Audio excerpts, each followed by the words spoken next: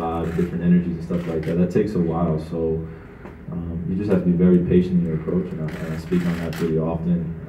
So it's not trying to figure out one thing or a few things in one day or after one game. And it's gonna come in waves, man. Like these ups and downs of what we're about to face as a team and as a collective group, it's gonna be fairly interesting, and it'll really echo in terms of our identity and how we respond. So I'm looking forward to that aspect, and as well as experiencing those things firsthand of going through those experiences with a new group. So it's exciting. So you just got to figure it out, and that's what life is about. So it's pretty easy. Kyrie, LeBron said today that he gave you everything to be a better leader, a better player. What are some of those things that he gave you that you think you could bring to Boston? How accurate is that description? Well, you know, when you talk about a special guy like that and coming to a team and he's able to teach you a few things, as well as you're able to lean on not only him but other individuals that are on the team to help you progress as a man and as a player. You know, you try to take the good and the good things from that and apply it to anything that you're doing in life. So a lot of things that I've learned from him, as well as being in that organization, being with those veterans that were ahead of me, because at one point I was on the oldest team in the league, or one of the oldest teams. So if you're not picking up some experiences and wisdom for those veterans, I mean, what are you really in this game for? So I had the luxury and unique opportunity to play with those special guys. So seeing the grind of the 82-game season, coming as a young player, and not necessarily putting as much pressure on yourself during the regular season and during those intimate moments when, you know, they define you as a team, they define you as an individual, man. So, you know, for me, I always want to play well. I want to perfect what I'm doing. I want to do this, I want to do that. And, you know, I just was carrying the weight of a lot of responsibility. And that's natural, especially when you want to be a very great player. So when you figure that out and you understand that it's a process, man. It's a progression. It's peaks and valleys. You want to necessarily stay at the peaks as long as you can. That's the echo of greatness, how long you can stay at that top echelon. And I had the unique opportunity of being on a team like that, of having a target on our back constantly and going into situations and being able to get the best shot from all the best teams in the league. Okay. Kyrie, LeBron also said that he wondered whether there was something that he could do better in order to keep you from making that trade request. What would you tell him? Wait, can you ask that one more time? He basically said he wondered if there was something that he could do better in order so that you didn't request to be traded. Oh, yeah. Okay. What would you tell him? I mean, if we ever have that conversation, I don't think it's for anybody else but me and him. So. Were there things, though, that you felt like? Even if, like, that's what I'm saying, Jeff, like, even if there are things, like, it's not anybody else's business. It's just really between two men. So that's really where it is. You know, as much as you would, like, as much as everyone here would love to hear that, it's just, that's between two men. Yeah, Yeah. I think everybody would like to know, and I know you've kind of talked about it to some degree, but not the details of why you wanted to leave Cleveland, I guess, more than anything else. Yeah. Do you want to have that discussion? I mean, like I said, if it happens or not, I'm pretty sure you guys won't know about it. So it's not whether or not I want to or not. It's literally just about having the respect of two men and having that conversation be respected. That's all. Kyrie, I'm wondering what your reaction was when you heard the president's comments over the weekend about NFL players, and then also his comments on Steph Curry.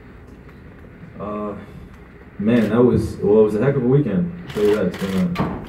It's been a lot of emotions, a lot of disconnect, a lot of opinions, a lot of things that have feelings of things that have either happened this weekend or that have happened in the past, and things that people have problems with, and to be able to have that realization that our voices can be heard, and understanding the intent on why individuals do the things that they do in order to feel like they're making a change in society, or they're pushing forward a culture that ultimately was founded on some questionable things, you know. And it's your right to have that ability to stand up and say something, whether that be kneeling, whatever the action is, as long as the individual knows the intent behind it. There is no black and white, there is no gray area between, there is no figuring it out. It's what's right, and that's what's right for our society and human beings.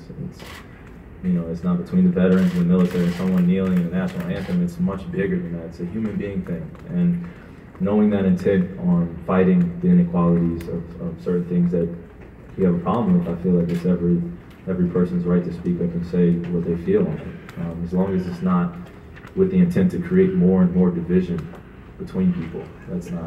I don't think that's how we further anything going forward. And I think that's what it's done, unfortunately, at times. It's created division between people, between the race and social classes and everything. So it goes along the line. It goes along the line of what's been going on in history for a while, and it's good to see people fighting for their rights and fighting for human equality rather than just one particular thing. So. Do you think that athletes are just starting to realize the power they have in terms of that kind of platform? You said just starting to? Well, maybe they're more emboldened. Yeah, I guess you could say that. I think that certain individuals have definitely taken a stance, and the positive repercussions have never come. They've either disappeared, or they've never been heard from again, or you haven't heard anything from them again, or they've lost their job, or they've done something for standing up for what they believe in. And it's been coming from individuals that have bashed them for making a decision based on what they want to do with their lives, and that's something I can't agree with. So whether it be more athletes are bold or more people are bold to come forward, it's been happening throughout history. It just depends on whether you want to acknowledge it or not. Kyrie, does it get worse before it gets better?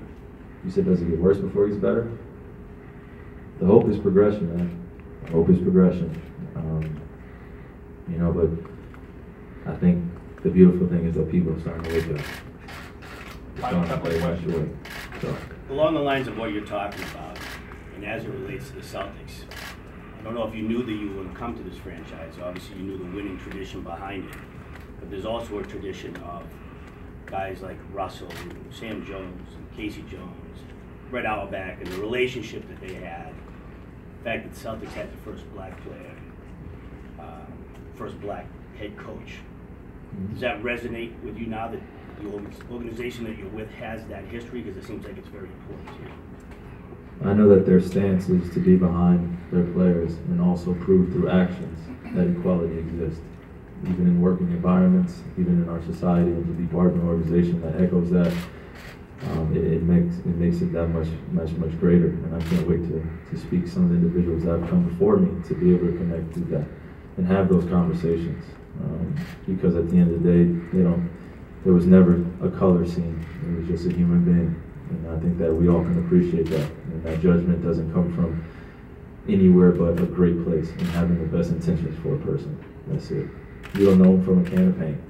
But the fact that you can walk up to them and have that same respect and offer that, it goes a long way for people. So, Kyrie, You reached out to a few guys about maybe doing some sort of protest or doing something this season. How much discussion, I guess, have you guys had?